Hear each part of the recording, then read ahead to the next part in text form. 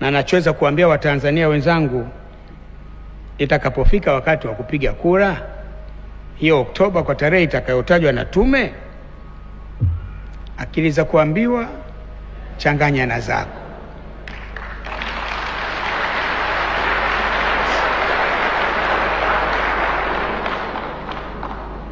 Wanasiasa watasema mengi.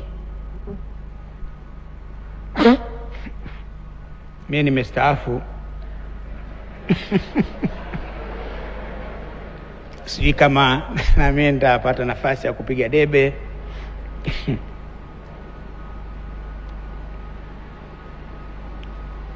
Lakini hilo utakayosikia mengi, fanya uamuzi wa busara ili nchi yetu ipate viongozi watakaolitoa taifa letu hapa na kupeleka mbele kwenye maendeleo makubwa zaidi, kwenye amani na kwenye utulivu.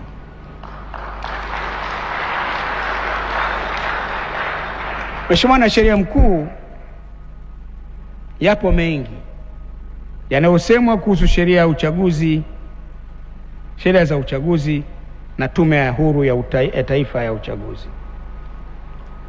Japokuwa mimi sio wakili msomi, alafu na nyie wanasheria wa ajabu kweli. Yaani nyie tu ndio mnajifanya mmesoma. Sisi wengine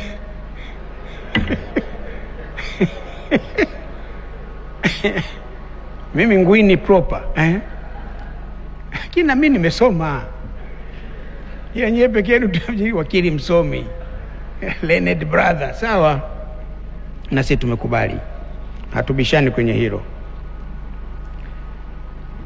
Lakini nimekuwa nikifuatia kwa karibu mijadala mbalimbali inayoendelea ndani ya nchi yetu kupitia vyombo vya habari na mitandaoni. Kama mlivyogusia awali, bahati mbaya wakati mwingine kumekuwepo na upotoshaji unaofanywa makusudi kwa maslahi ya vikundi maalum.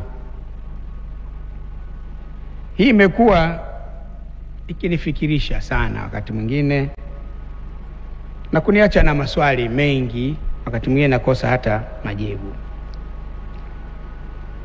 Hivi ni kweli kwamba sheria zetu zinazohusu uchaguzi ni mbaya sana kiasi kwamba haziwezi kusimamia mchakato wa uchaguzi wa mwaka huu?